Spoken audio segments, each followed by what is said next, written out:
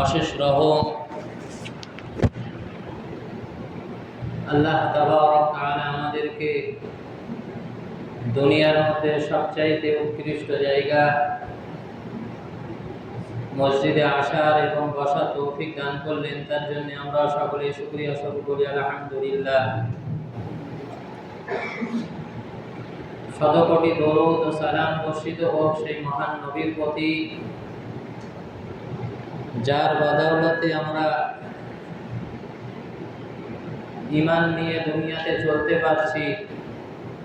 সেই নবীর প্রতি একবার দরুদ ও সালাম পৌঁছাই বলি সাল্লাল্লাহু আলাইহি ওয়াসাল্লাম। মেরে মুহতারাম দোস্ত বুজুর্গ, আল্লাহ তাবারক তাআলা আমাদেরকে ঈমান নামক একটি নিয়ামত দান করেছেন,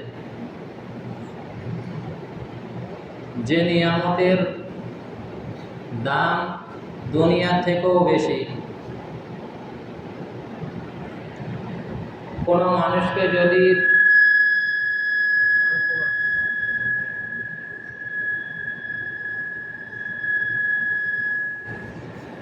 কোনো মানুষকে যদি 10টা দুনিয়া দেওয়া হয়, তো এই 10টা দুনিয়া থেকেও কারোর মধ্যে যদি যাররা পরিমাণ ঈমান থাকে, এই 10 দুনিয়া থেকে যাররা পরিমাণ ঈমানের দাম অনেক বেশি।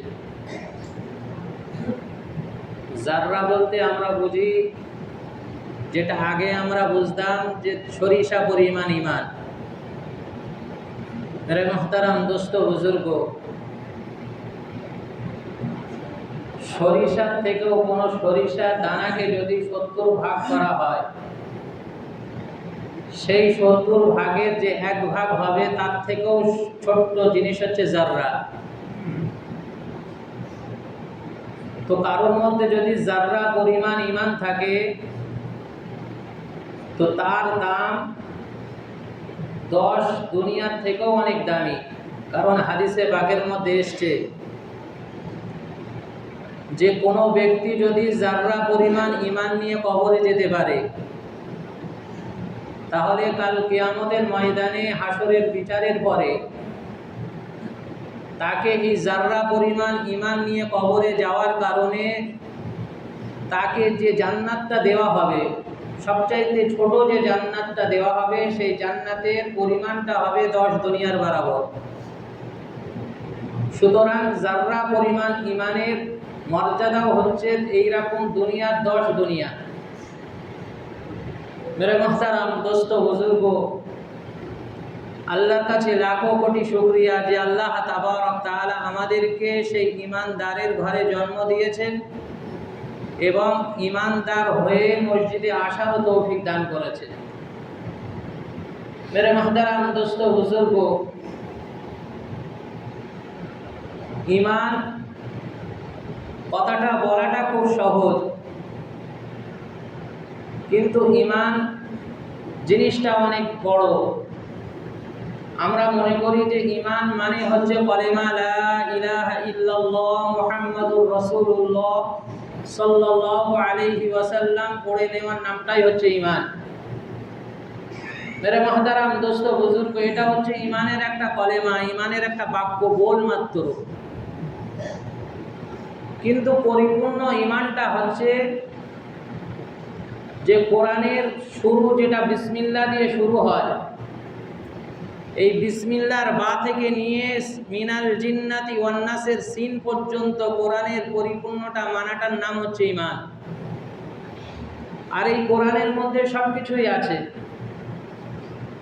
আমরা ছোটবেলায় শিখেছি, অনেকে যারা মক্তবে পড়ে তারাও ঈমানে মুফাসসাল বলে একটা ঈমানের কলেমা পড়ানো হয়।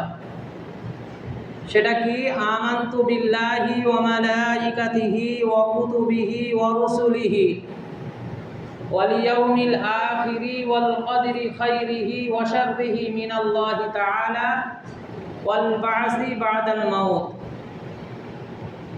যে ব্যক্তি ঈমান মনে করে যে আমার ভেতরে ঈমান আছে, যে ব্যক্তি নিজেকে ঈমানদার বলে দাবি করবে, তার এই 7টা বিষয়ের উপরে ঈমান রাখতে হবে।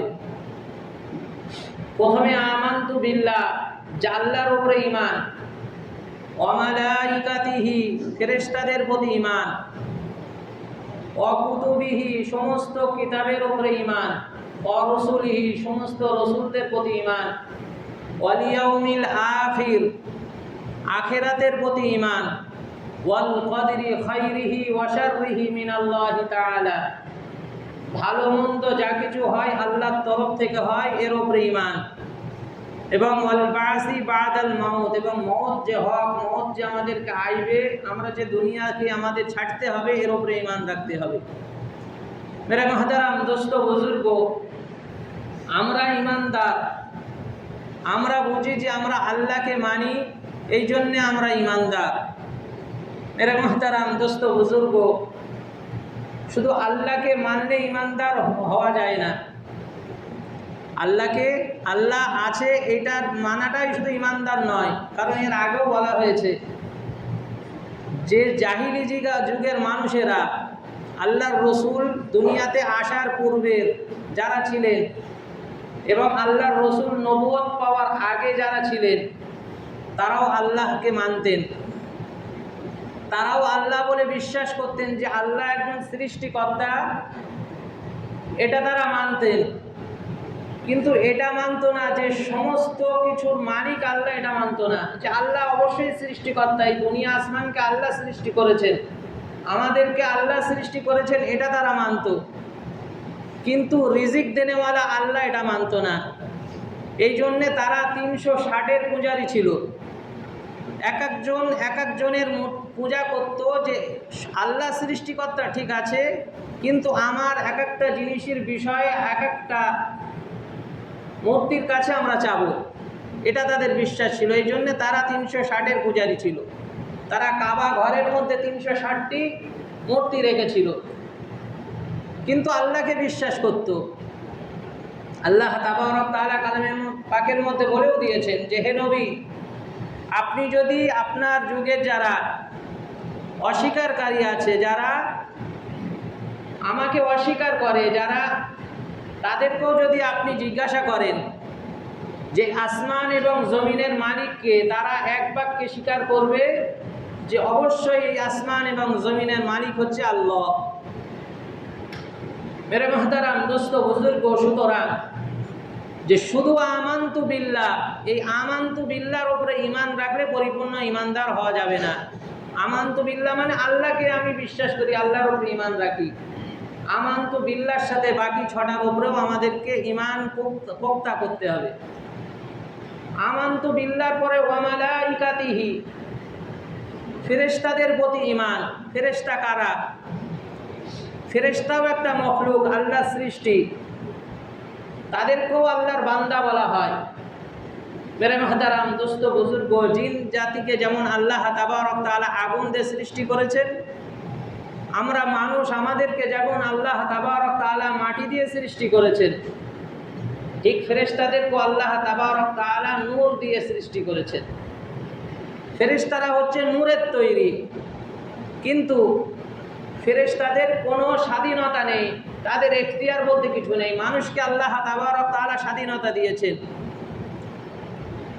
কোরআন শরীফের মধ্যে আল্লাহ তাবারক তাআলা বলেন ফামান শাআ ফালিউমিন ওয়া মান শাআ ফালিয়াকফুর।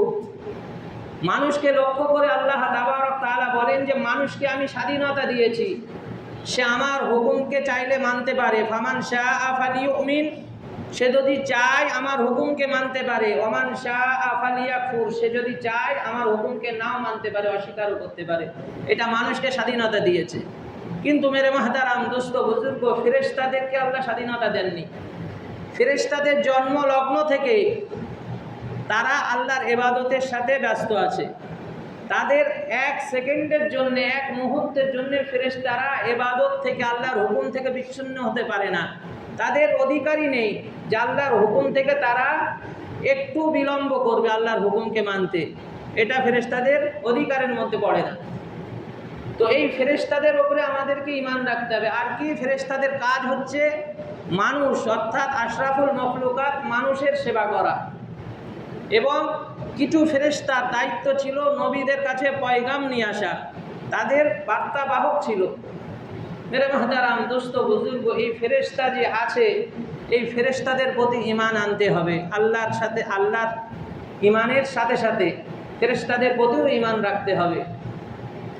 ওয়া মালাইকাতিহি মানে ফেরেশতাদের প্রতি ঈমান, ওয়া কুতুবিহি আল্লাহ তাবারক তাআলা অসংখ্য কিতাব দিয়েছেন নবী রাসূলকে। আমরা শুনে থাকি 104টা কিতাব আল্লাহ তাবারক তাআলা দিয়েছেন, তার মধ্যে আসমানি কিতাব হচ্ছে 4টি, আর 100টা সহিফা, সহিফা মানে ছোট ছোট কিতাব অন্যান্য নবীদেরকে দিয়েছেন। আসমানি কিতাব 4টে বড় বড় নবীকে দিয়েছেন। এক হচ্ছে জবুর, হযরতে দাউদ আলাইহিস সালাতু ওয়াস সালামকে দান করেছিলেন। আরেকটা হচ্ছে তাওরাত, হযরতে মূসা আলাইহিস সালাতু ওয়াস সালামকে দান করেছিলেন। আরেকটি হচ্ছে ইনজিল, যেটা হযরতে ঈসা আলাইহিস সালাতু ওয়াস সালামকে দান করেছিলেন। আরেকটি হচ্ছে কোরআন, 4 নম্বরে মুহাম্মদুর রাসূলুল্লাহ সাল্লাল্লাহু আলাইহি ওয়াসাল্লামকে দান করেছেন। এই সমস্ত কিতাবের উপরে ঈমান আনাটা হচ্ছে পরিপূর্ণ ঈমান।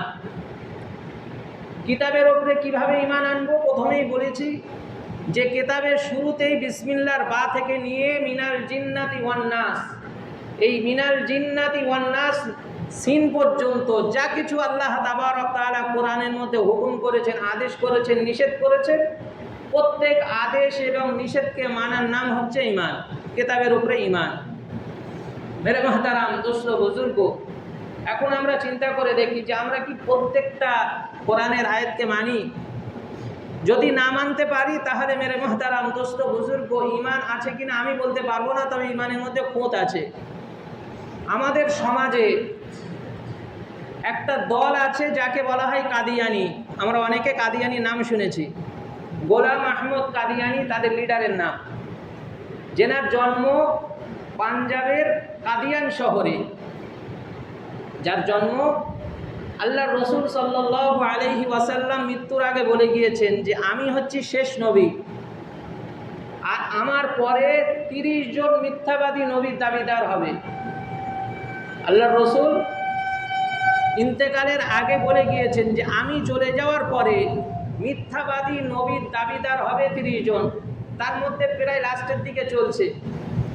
তো এই গোলাম আহমদ কাদিয়ানি বলে একজন মানুষ, পাঞ্জাবের, ভারতের পাঞ্জাবের কাদিয়ান শহরে তার জন্ম ছিল। সে নিজেকে নবী বলে দাবি করত। সে বলতো আমি গোলাম আহমদ, অর্থাৎ সে এই বিষয়ে এই একটা দলিলও দিত কোরআন থেকে, কোরআনের আয়াত থেকে একটা সে দলিল দিত যে হযরত ঈসা আলাইহিস সালাতু ওয়াস সালাম বলে গিয়েছেন, সেই আয়াতটা কোরআনের মধ্যে আছে যে ঈসা আলাইহিস সালাতু ওয়াস সালাম বলে গিয়েছেন যে আমার পরে একজন নবী আসবে, তার নাম হবে আহমদ। তো সে গোলাম আহমদ কাদিয়ানি বলে যে আমার নাম আহমদ, সুতরাং আমি হচ্ছি শেষ নবী। সে আল্লাহর নবীর ইন্তেকালের পরে সে দাবিদারটা ছিল। মেরে মাহতারাম দোস্ত বুজুর্গ, তো গোলাম আহমদ কাদিয়ানি এর যে দলটা, তারা কোরআনের সব কিছু মানে, তারা মুসলমানের মতন সব কিছু করে। তারা কাদিয়ানিদের মসজিদও আছে, কাদিয়ানিরা তারা নামাজও পড়ে, কাদিয়ানিরা তারা কোরআনও পড়ে, কিন্তু কোরআনের 2টি শব্দ তারা মানে না। কোরআনের 2টি শব্দ তারা মানে না। সেটা হচ্ছে 22 পারায় আমরা অনেক সময় দোয়ার আগে পড়া হয়, দোয়ার আগে যিনি দোয়া করেন তিনি এই মা কানা মুহাম্মাদুন আবা আহাদিম মির রিজালিকুম ওয়ালাকিন রাসূলুল্লাহি ওয়া খাতামান নাবিয়্যিন, এই দোয়াটা পড়েন। তো এই 22 পারার এই আয়াতের মধ্যে ওয়া খাতামান নাবিয়্যিন, এই খাতামান নাবিয়্যিন এই 2টো শব্দ মানে না কাদিয়ানিরা। যে আল্লাহর রসুল অবশ্যই নবী, কিন্তু খাতামান নাবিয়্যিন তিনি যে শেষ নবী এটা তারা মানে না। তারা মানে যে গোলাম আহমদ কাদিয়ানি সেও একজন নবী। সুতরাং তারা এই 2টি শব্দ না মানার কারণে সারা পৃথিবীব্যাপী যত ওলামা ইকরাম, যত মুফতি আছে, সকলের একমত যে কাদিয়ানিরা কাফের। সকল মুফতিরা, সারা বিশ্বের মুফতিরা ফতোয়া দিয়ে দিয়েছেন যে কাদিয়ানিরা হচ্ছে কাফের। শুধু কাদিয়ানিরা কাফের নয়, কাদিয়ানিদেরকে যারা কাফের মনে না করবে তারাও কাফের। এত বড় ফতোয়া দিয়েছে সারা বিশ্বের মুফতিরা। তো মেরা মুহতারাম দোস্ত বুজুর্গ, বলার উদ্দেশ্য হলো যে কাদিয়ানীদেরও মসজিদ আছে, কাদিয়ানীরাও 5 ওয়াক্ত নামাজ আদায় করে, কাদিয়ানীরাও তারা 30 পারা কোরআন পড়ে, কিন্তু কিসের জন্য তারা কাফের? যে কোরআনের 2টি শব্দ না মানার কারণে তারা কাফের, বাকি সব ঠিক আছে।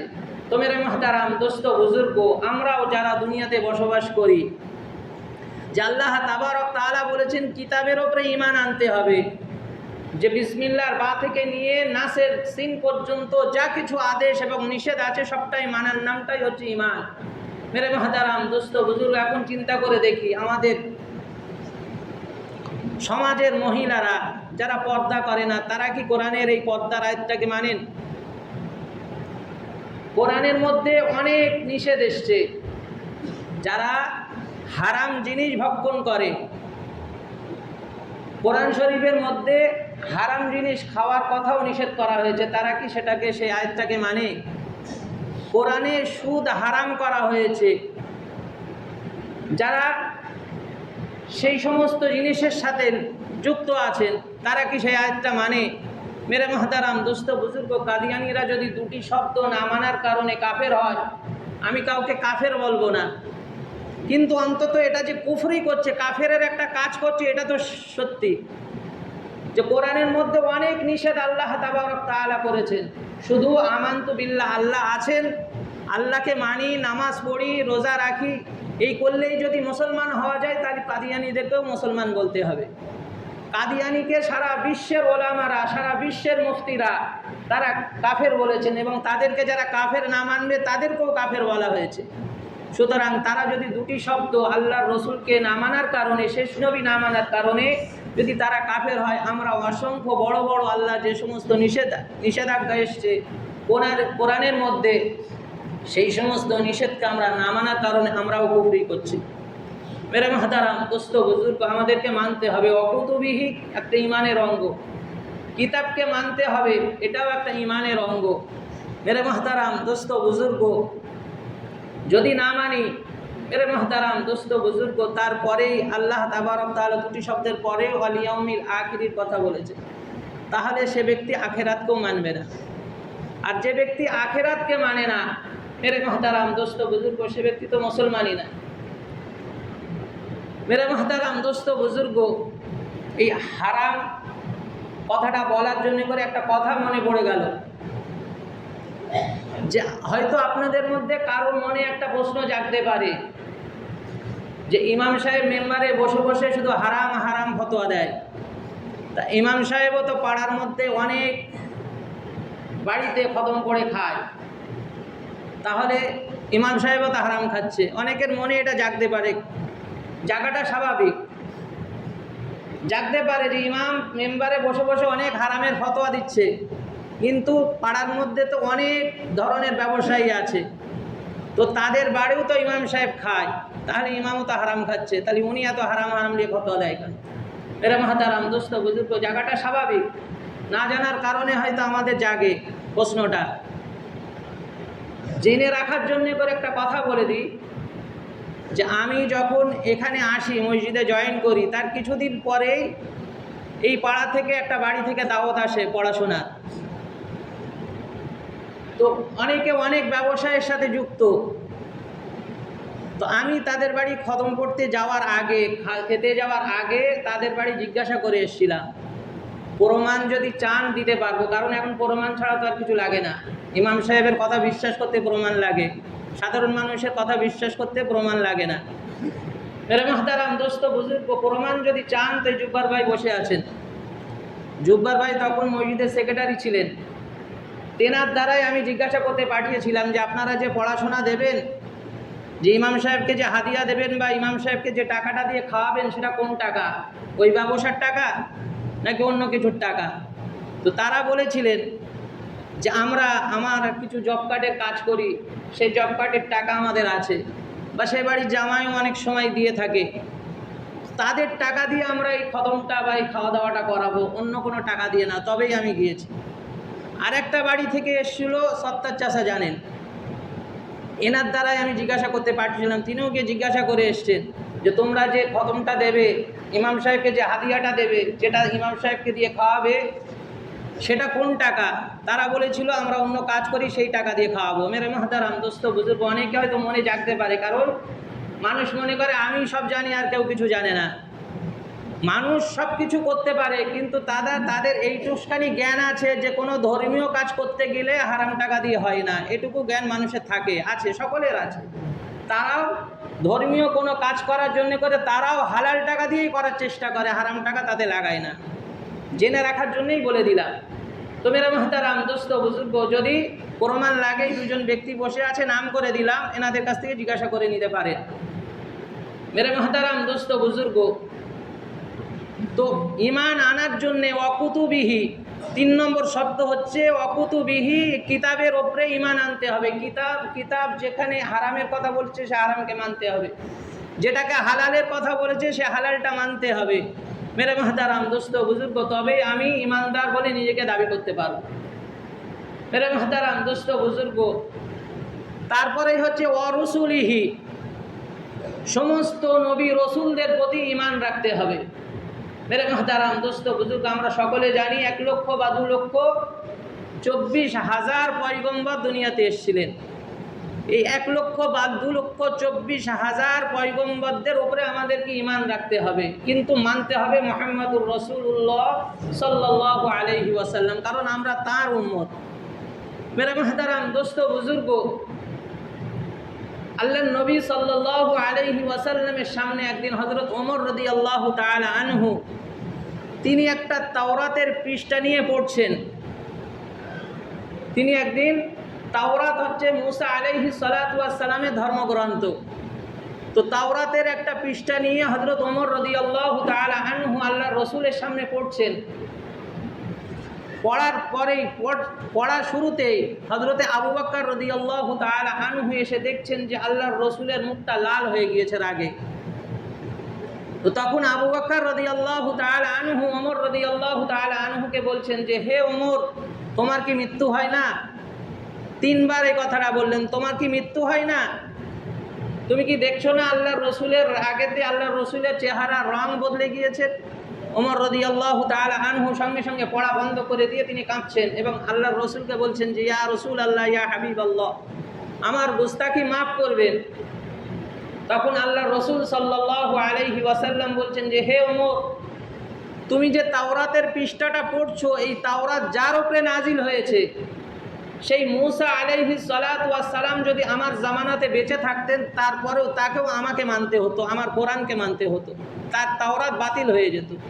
সেহেতু আমরা জানি অনেকে ঈসা আলাইহিস সালাতু ওয়াস সালামের উপরে ইনজিল কিতাব নাজিল হয়েছে, তিনিও শেষ জামানাতে আসবেন, তিনি এখনও মারা যাননি, তিনি এখনও ইন্তেকাল করেননি, তিনি শেষ জামানাতে আসবেন, কিন্তু তিনি নবী হয়ে আসবেন না। তিনি নবী ছিলেন, তেনার উপরেও কিতাব নাজিল হয়েছিল, কিন্তু তিনি যখন আবার শেষ জামানায় আমাদের নবীর জামানাতে যখন আসবেন, তিনি নবী হয়ে আসবেন না, উম্মতে মুহাম্মাদি হয়ে আসবেন, কারণ তেনার জামানা শেষ। মেরে মহতারাম দোস্ত বুজুর্গ, সুতরাং সমস্ত নবীদের উপরে ঈমান রাখতে হবে, কিন্তু মুহাম্মাদুর রাসূলুল্লাহ সাল্লাল্লাহু আলাইহি ওয়াসাল্লাম যেহেতু শেষ নবী, আমাদের নবী, তো তার আইন কানুনকে তাকে মানতে হবে। তিনি যেটাকে আদেশ করেছেন সেটাকে মানতে হবে, তিনি যেটাকে নিষেধ করেছেন সেটাকে আমাদেরকে মানতে হবে। আল্লাহ তাবারক তাআলা কোরআন শরীফের মধ্যে বলে দিয়েছেন যে তোমাদের রাসূল তোমাদেরকে যেটা আদেশ করে সেটাকে মেনে নাও, আর তোমাদের রাসূল যেটাকে নিষেধ করে সেটাকে ছেড়ে দাও। এর মুহতারাম দোস্ত বুজুর্গ, সুতরাং অরসুলিহি, এই রসুলের সমস্ত রসুলদের ওপরে ঈমান রাখতে হবে, কিন্তু মানতে হবে আমাদের রসুলকে। এবং ওয়াল ইয়াউমিল আখিরি, তার পরের শব্দ ওয়াল ইয়াউমিল আখিরি, আখিরাতের ওপরে আমাদেরকে বিশ্বাস রাখতে হবে। এর মুহতারাম দোস্ত বুজুর্গ, এখন আগেকারের জামানায় যখন কোরআন নতুন নতুন নাজিল হয়েছে, আল্লাহর রসুলের জামানাতে যারা ইসলামকে মানত না, তারা বলতো যে মুহাম্মদ সাল্লাল্লাহু আলাইহি ওয়াসাল্লাম সে তো বলে বেড়ায় যে আখেরাত বলে একটা জিনিস আছে, আখেরাত বলে একটা জিনিস আছে, যে আখেরাতে নাকি আমাদেরকে উঠতে হবে সকলকে। তো আমরা কি করে উঠবো? আমরা তো পচে যাব, আমাদের তো মাংস, রক্ত, হাড্ডি সব কিছু পচে যাবে, তো আমাদেরকে আবার কে জিন্দা করবে? মেরে মহতারাম দোস্ত বুজুর্গ, তো এই সেই জামানার যারা এই কথাগুলো বলতো তারা ছিল কাফির। মেরে মহতারাম দোস্ত বুজুর্গ, তো আমাদের জামানাতেও কিছু মানুষ এমনও আছে যে তাদের চাল চলন দেখে বোঝা যায় না তাদেরকে হিসাব দিতে হবে। মেরে মহতারাম দোস্ত বুজুর্গ, আল্লাহ তাবারক তাআলা কালাম পাকের মধ্যে বলেছেন যে ফাআম্মা মান তাগা ওয়া আসারাল হায়াতাদ দুনিয়া ফাইনাল জাহিমা হিয়াল মাওয়া। আল্লাহ তাবারক তাআলা বলেন ফাআম্মা মান তাগা, যারা সীমা লঙ্ঘন করেছে, যারা সীমা লঙ্ঘন করেছে অর্থাৎ নিজের মনচাহি জিন্দেগি পালন করেছে, ইসলামের কোনো তোয়াক্কা করেনি, আল্লাহ কি বলেছেন, রসুল কি বলেছেন, ওলামারা কি বলছেন সে তোয়াক্কা করেনি, নিজের মন চাচ্ছে গোনা করতে, গোনা করছে। তো যারা এইরকম সীমা লঙ্ঘন করেছে, ফাআম্মা মান তাগা, যারা সীমা লঙ্ঘন করেছে, ওয়া আসারাল হায়াতাদ দুনিয়া, এবং যারা দুনিয়াকে আখিরাতের থেকে বেশি প্রাধান্য দিয়েছে, ফাইনাল জাহিমা হিয়াল মাওয়া, তাদের ঠিকানা হবে জাহান্নাম। মেরে মহতারাম দোস্ত বুজুর্গ, তারপরে আয়াতেই আল্লাহ তাবারক তাআলা বলে ওয়া আম্মা মান খাফা মাকামা রাব্বিহি ওয়া নাহান নাফসা আনিল হাওয়া ফাইনাল জান্নাতা হিয়াল মাওয়া।